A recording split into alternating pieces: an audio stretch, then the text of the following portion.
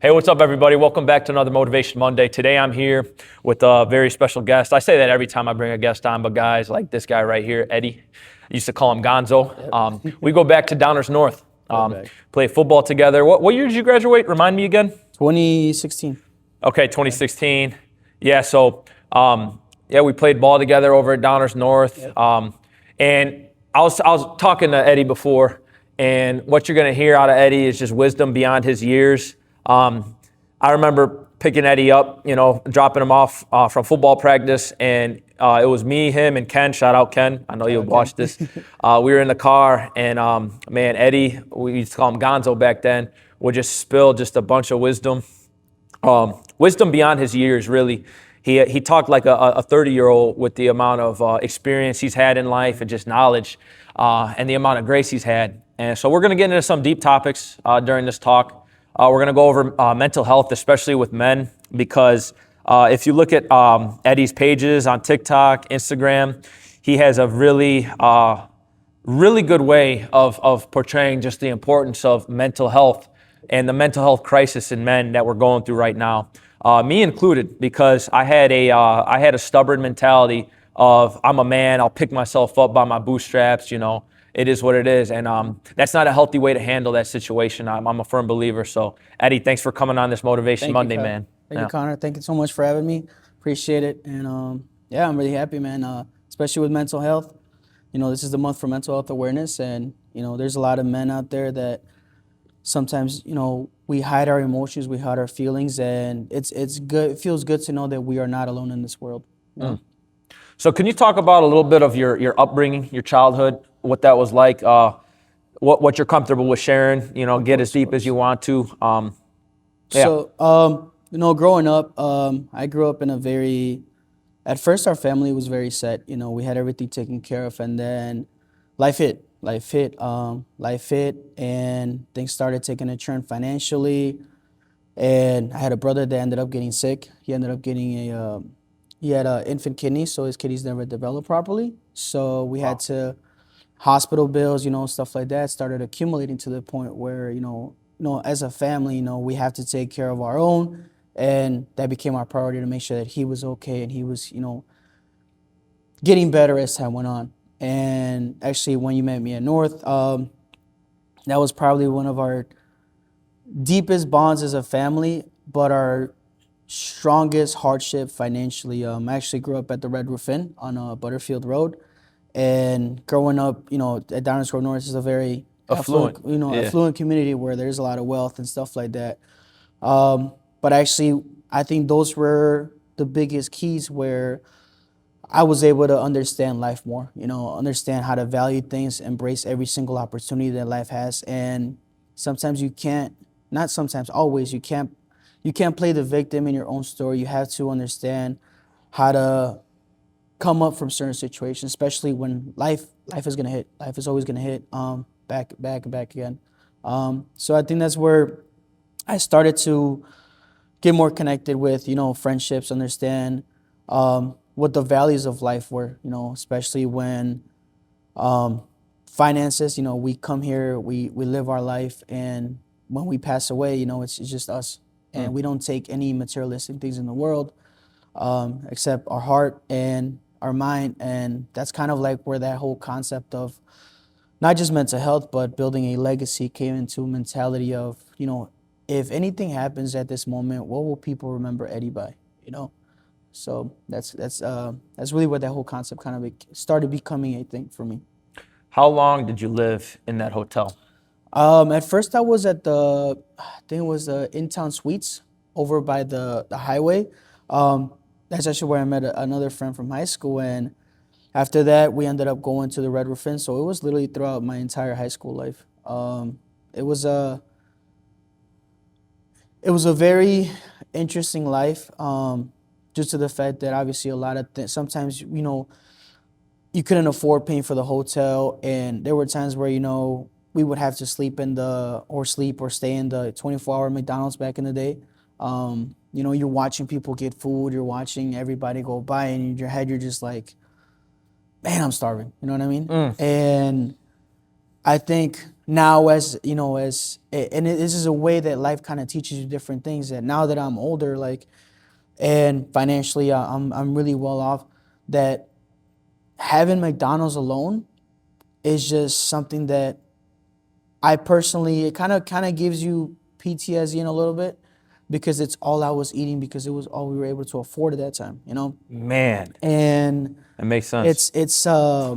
it's very important things, you know, living in, let alone living in a hotel. Once I had my first apartment, you know, going from my room to a lobby, I mean, to the living room area, it's shocking, you know, because you're going from, you know, 6, 7 people in one room sharing a bed to, you know, now you're in a bedroom to the living room. You're just like, wow, I can actually have that freedom, you Wow. know, and you start valuing things more, of that there's people in, you know, worse situations. And, you know, this is where faith also comes into our life, that, you know, everything that's in our life is thrown for a reason. Why? Because if you were to ask me right now, hey, if you go back and things were different for you, would you take that opportunity? I would not.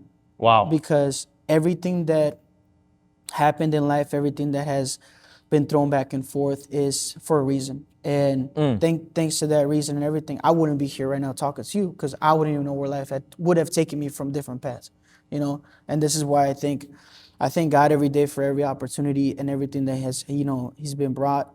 Especially every morning, I like to have 1 hour meditation with myself, and me and my, you know, it's just God and I just having that conversation, Yeah. because I feel like it's so important to analyze, you know, like, hey, what did I do yesterday and what can I do better tomorrow? You know, it's free to be kind in this world, and it's so Woo. it's That's good. it's a lot to just give back to the world, because I could, you know, I think one of the biggest things that kind of changed me is that I I personally first went to reach out for help when I was, you know, going through a little bit of, like, you know, mental health and depression. And the moment I told my therapist, that was the first time I actually was open about my own personal life.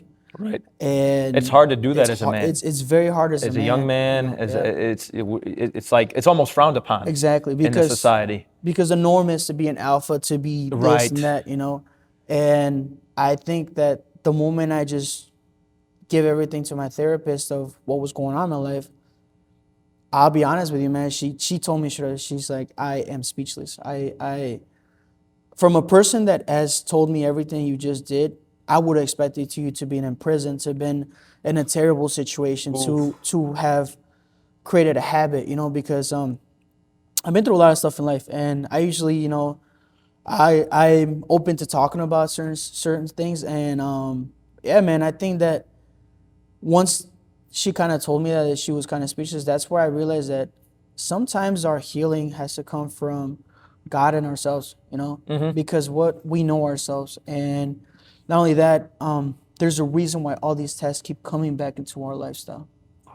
Yeah. Well, it builds armor. Like I can tell, like just from talking with you and just knowing you from Downers North, it's like I said, me and Ken would pick you up, we'd drop you off at the hotel, and we never questioned, you know, why are we dropping him off at a hotel? Like, where, you know, where's his house at? And you mentioned before, like Downers Grove North is a very affluent suburb. Downers Grove is an affluent suburb. Yeah.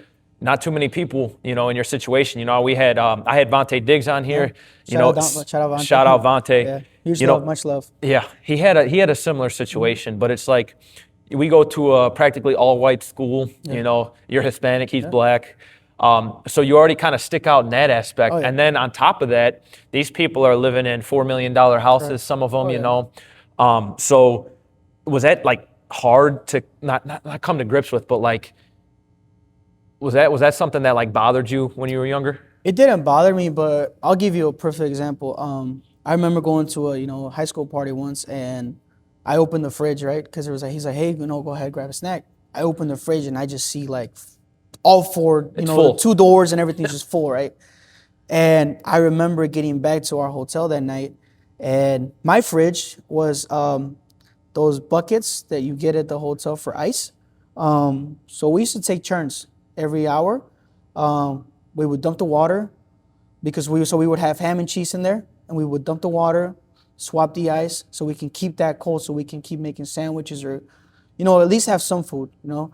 And you know, going from seeing that to this, you know, at first, I'm not gonna lie to you, at first, yes, I was like, you know, why am I in this situation? Why was this going on? That's actually, I started doing a little bit of content at that time, but then I kind of pulled away from it because I realized that I can't give a message when I'm still trying to understand it myself, you know? Ooh. And that's when I started to value every little thing that I had, man. Those deep conversations with my parents, those like, hey, like, I know you're hungry, but you know, it's gonna be okay, you know, like, we're gonna make it by 3 o'clock so they don't kick us out, and then now we're sleeping on, you know, the grass outside or something like that. We're trying to figure something out. Like it was constantly a battle that was an understanding of, you know, life happens, man. Yeah. Life happens, and yeah, at first, yes, I did feel a little bit off of it, but then I understood that, you know what, there's a reason for everything, and I can't feel sorry for it. You know, I have to understand that this will make me a better person in the future, because if life doesn't hit you now, it's gonna hit you later, and if it doesn't hit you later, it's eventually gonna get to you. Yeah. And you can either, once it hits you, you can either let it throw you to the ground and be in this dark cloud, or you can look at that one lightning bolt that's in that whole thunderstorm and say, I'm gonna go after that, and I'm gonna let me bring light to the world, you know? Yeah. You know, and another, you know, like a perfect thing, I'll give you the perfect thing that I was watching earlier. Shout out how I was watching his story, and that is an amazing person. That is the reason, like him, Charlie, Vontae. Yeah. Those are my guys, man. A lot of individuals. Hal's been on here. Charlie's been on here twice. Vontae. Yeah, Vontae. That's the type of people I want on here, bro. You included. Yeah, thank you, man. And that's the reason that this world is because of people like that. You know, shout out to every single one of you guys. You guys make this place a better world. And because of the fact that you're inspiration, I know Vontae coaches. I know Hal's. I see him here all the time, you know, motivating people. Charlie every single day, you know, helping people with workouts or giving people those motivational speeches. You know, if there wasn't people like that, this world will not have that positive that's kind of, because, you know, like I said earlier, being kind is free. Being kind is 100% free, and together, no, it's how we're gonna make the world a better place. Yeah. If you don't mind, because you mentioned something earlier, you're in talking to you, the word that comes to my head is overcomer. What is a circumstance in your life, and you could share whatever you want because you've been through a lot of things. What is a circumstance in your life that you've overcome that now you can share? You kind of have a roadmap. Okay. Whether it's a traumatic experience, whether it's unfortunate circumstances that you have now worked through and overcome. Because, I mean, we could talk about living in a hotel where you're at now and the success you're doing, but what is something that you feel that you could share to, you know, young men or women that are going to watch this that, oh, there's no way out of this situation, something that you went through? I had a very, very life-changing experience. I overcame depression in a very awakening manner, you know. I had a best friend growing up, you know, rest in peace. His name was Brendan. I think you remember him from North.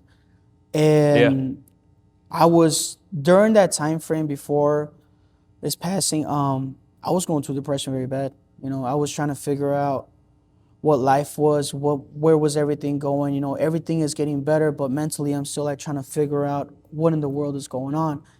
And the craziest way that kind of like God told me, like, hey, you're gonna be okay, or here's a lesson for you, that at first I had a little bit of doubting in my faith after the situation, was that couple weeks before his passing, I actually attempted to commit suicide.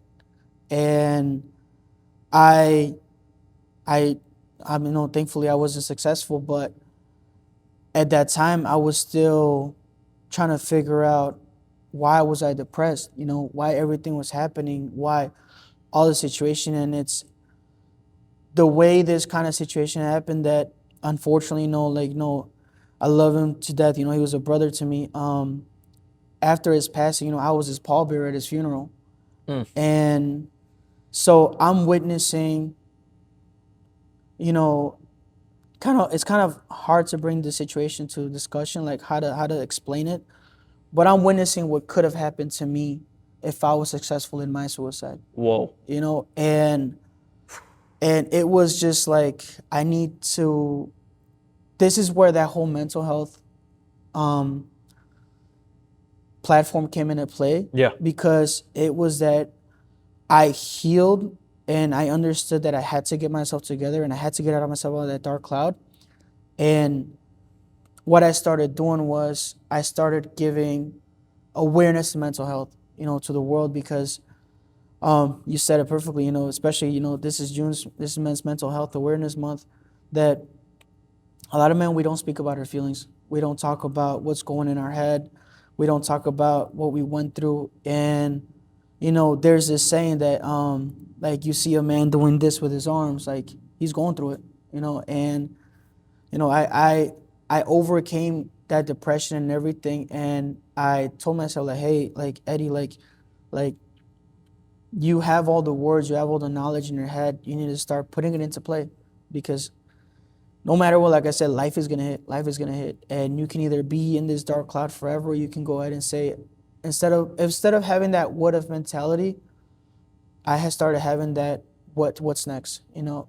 So I don't go years from now and say, like, hey, if I would have stayed in this whole deep cloud, like, where would I be at now, you know? Yeah. You know. So yeah, I overcame that, and I'll be honest with you, it was the best way that I think it was like my calling to give back, because now I don't regret it at all 100%, because I have kids, I have teens, I have single moms, I have single fathers, you know, that reach out to me on a mental page, and they say, you know, thank you so much, like, your post inspired me. Yeah. And my reasoning behind that whole mental health was to reach out for that one person that's at 1 a.m. crying, or that single mom that's, you know, stressing about the bills, or that single dad that just nobody hears him, you know, that understands that everything that's going through. And I'm glad that I'm able to give love back to the world and awareness to it, because it definitely needs to be made aware of that. You know, life is gonna hit you. You know, life is gonna hit you. No matter what. And the thing is too, you're good. You're good. No worries. You're good. The thing that, like, is just your compassion is tangible. Like, I feel it. And, you know, as we're talking here, your compassion. What would you say is the best, like, you know, you go by built by Eddy. What does that mean? What does built by Eddy mean? Because it could mean, like, you could look at it from, like, a fitness perspective, but in our talks, like, I think of it as like building up your mental health as well. Correct. So the reason why I built by Eddy kind of started being a concept was because, you know, at first, a long time ago, I was that broken man, you know, and a lot of people always ask me, like, hey, are you okay? You know, yes, I am 100% healed in my life. You know, Amen. My mental Praise health God. has been amazing. You know, I thank God every day for showing me that light, that, you know, life does get better, you know, and a lot of times we just need his love, you know, we just need God's love. And Built by Eddy is basically me creating content that makes awareness of men's mental health, you know, stuff that we go through, you know, in our heads on a daily basis, because I want people to relate to it and know that together that we are not alone, that we can heal as a whole family, you know? Yeah. Well, your pinned post on Instagram, and I just followed your TikTok, which are both Built by Eddy. The first question I wrote down actually was based off of your pinned post on your Instagram, and in the video it says more men need to be told that they are doing a great job, and I think that's so powerful, because it's like, you know, as men, you know, you're supposed to be providers. A lot of times we put the weight of the world on our shoulders, and I resonated with that so much, because it's like, if somebody gives me a compliment like you're doing great, the first thing I do is no, I'm not. Exactly. It's like I don't even know how to accept people's compliments sometimes, or I don't even know how to take that. But it goes a long way 100%. when, dude, Charlie said something to me, and immediately I went into, oh, thank you. Immediately I went into, like, he said something to me in the gym, because he met my mom. My mom works out here too now sometimes. And he said something. He goes, and I started crying in the gym. Yeah. He goes, oh, I met your mom. She's so proud of you. I'm like, proud of me for what? Yeah. The first thing that came in was, like, doubt, like hearing that, because my mom, I love my mom. I love my family, my whole family. We're very tight knit, but it's like the first thing that came in was like, why? What have I done? Right. So can you talk about a little bit how you ensure in your own life and your content creation and just your everyday life, especially when it comes to men? Like, what are good strategies to use to tell somebody they're doing a good job? So I'll tell you this. Perfect example, Planet Fitness, right? We all start somewhere. We all start somewhere. In the gym, especially, this has become a sanctuary to the point where I come here to release anything that's going on in life, and It's a good outlet. It's way 100%, better than way drugs, better than anything, alcohol, anything, anything. man. Yeah. I think a good way to start is just to, instead of feeling like you have to always be in defense mode, you know, that saying, a karma, what goes around comes around. Yeah. Give love to the world, and love's gonna come back to you. Mm. And don't expect the love to come. Just let it happen naturally.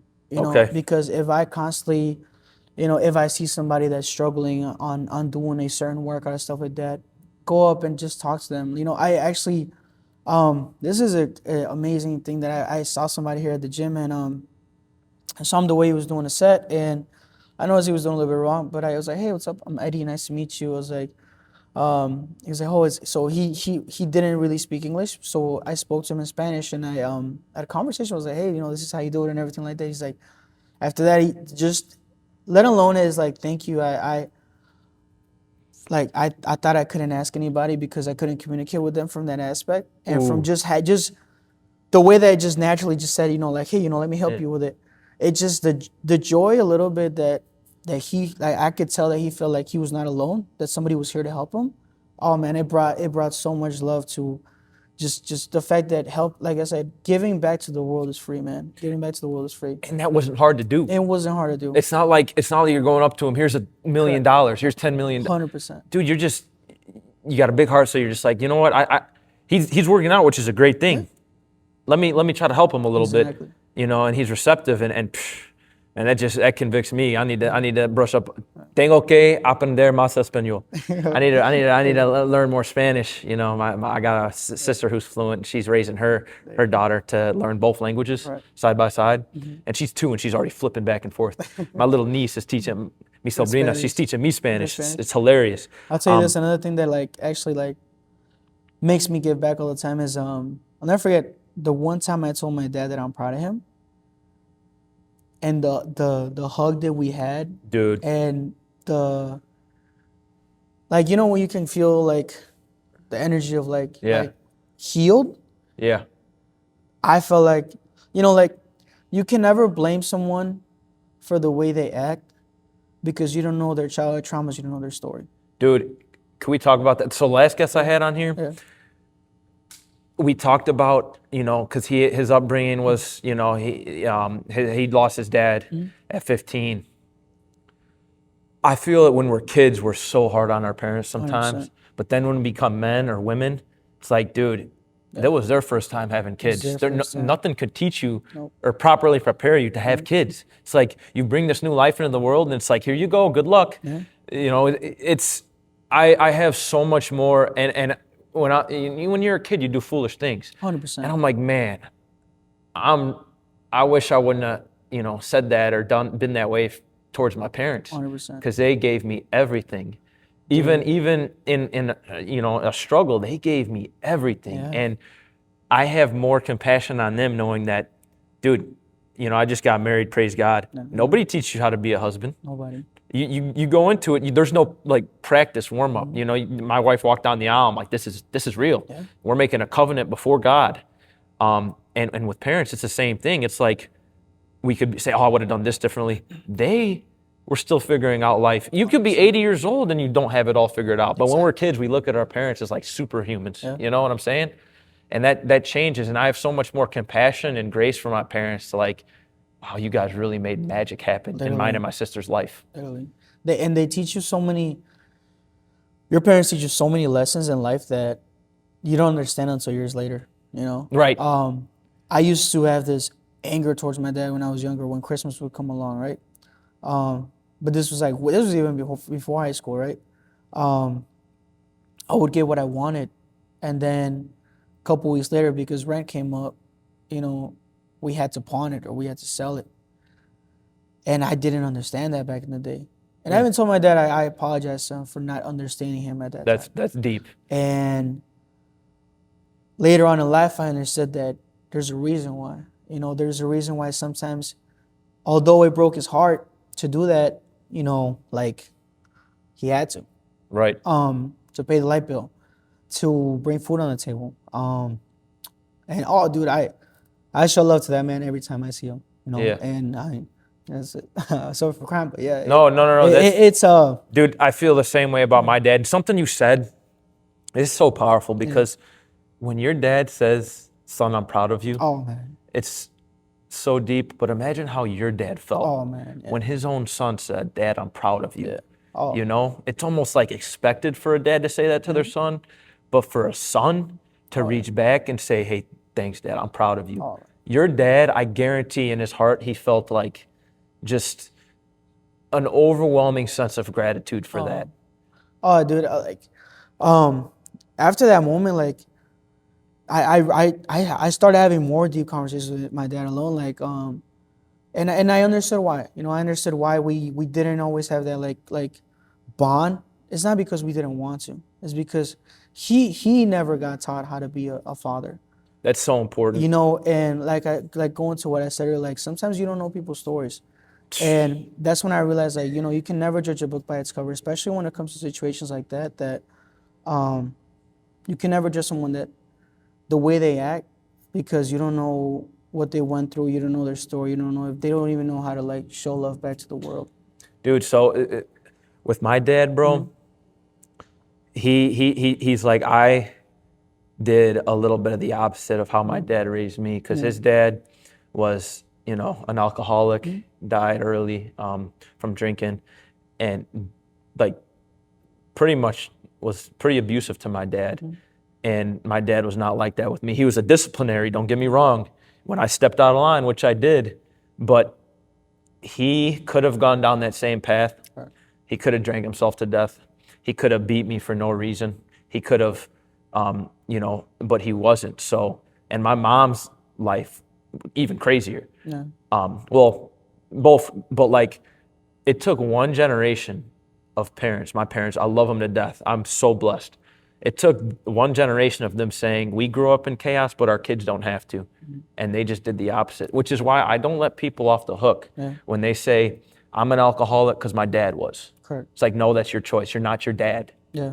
I cheat on women because my dad cheated on my mom.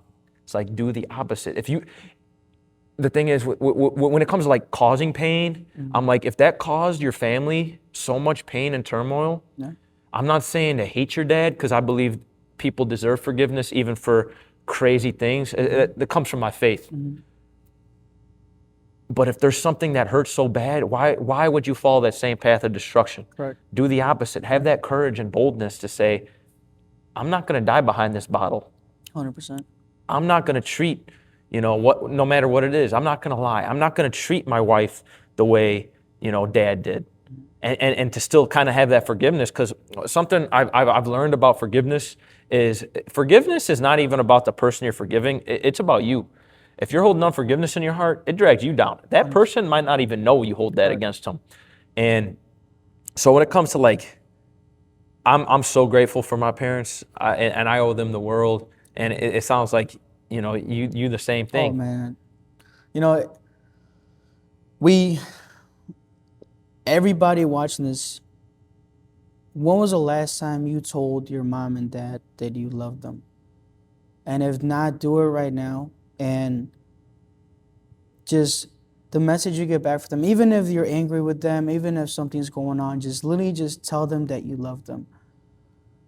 Because you never know, that maybe they just needed that message for that day, you know? And a simple act of kindness can literally save somebody's life, and it can make their day so much better. Yeah. You know, you never know what little thing that you do is just gonna have someone just smile and think about it. Right. Whether you think it might not matter. You know, Michael alone, one time when he dropped me off at the hotel, he asked me, and to him, I don't know, you might remember, it might not, but he asked me like, hey, you know, Eddie, are you hungry? Like, do you want some Subway? I remember exactly the words. And that alone, like that little act of kindness, showed me that I am seen, Oh, and which is why, I mean, if you guys go through, through the page, like I always try to let people know and remind them that they are not alone, and they are seen, and they are beautiful, and they are loved. Because, you know, in all honesty, Connor, like we're all beautiful people. amen. We're all beautiful people, and we can't be asking for validation from others. We need to validate ourselves and Right. get validation from God. That Mm-hmm. that we can't keep just living in a thunderstorm. We gotta love, and we gotta just give back love to the world. The Bible, there's a verse that says, love your neighbor as you love yourself. People miss the as you love yourself As you part. love yourself part. How can I love my neighbor if I hate myself? Correct. It's like the analogy when you're going, a plane's crashing.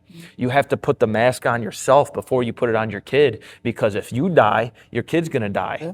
You have to be so the love is the same way, and it's not like a I'm better than you type of love. But one of the things that God has taught me, and I don't care if you believe in God or not, I don't care what religion you ascribe to, the Bible says that we are made in the image of God. It doesn't say, hey, believers in Jesus are made in the image of God. Correct. It says humankind, mankind, men, women, we're made in the image of God. So when I look out like at the gym, there's a more deeper compassion that I have for people nowadays. And I think what you said is so important. I had my mom on here, and I like to put it into practice, because the people I have on here, I'm learning as you're speaking, and I want to implement this stuff. My mom came on and she's like, I made it a vow to be kind to at least one stranger a day. And it's something as simple as, that's a nice shirt you got. Hey, your hair looks beautiful today. Hey, I love the way you did your nails today. Hey, you have a great smile. It could be anything. And just see people light up, because people are carrying burdens.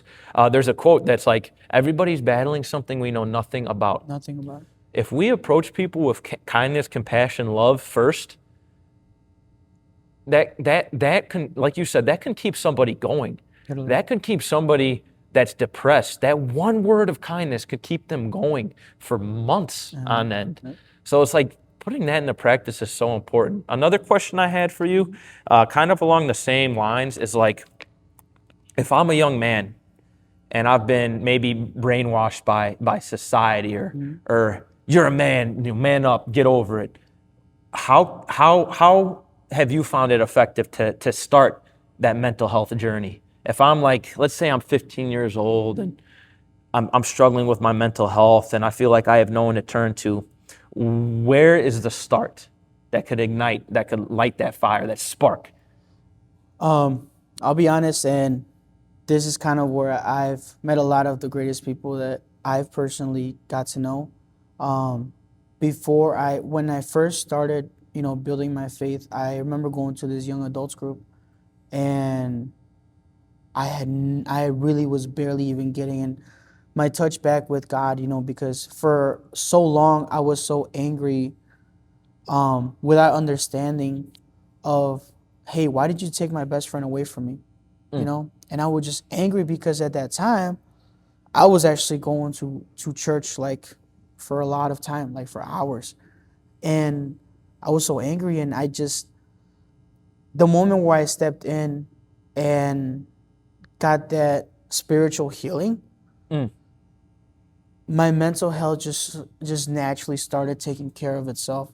Wow. And if you are maybe let's say maybe you are not a spiritual person, just have a conversation with yourself and think of it like this: if I am sick and I have a cold, and if I say, oh, I don't feel good, I have a runny nose and stuff like that, and I just keep bringing that negative energy to myself, that's all I'm going to be receiving. But if I had changed the mentality, control the outcome, right? If I start saying, no, I'm going to be all right, I'm going to feel better. It's just a little cold, but I'm going to keep going.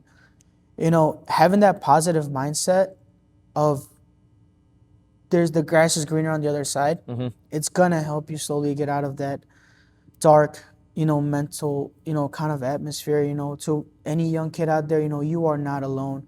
And I understand that the norms and everything that's going on with this world, but, life will give you lessons, and you might not understand it now, you will understand it later, but you will accomplish everything that you set your mind to as long as you just keep having your heart into it. Yeah. You know?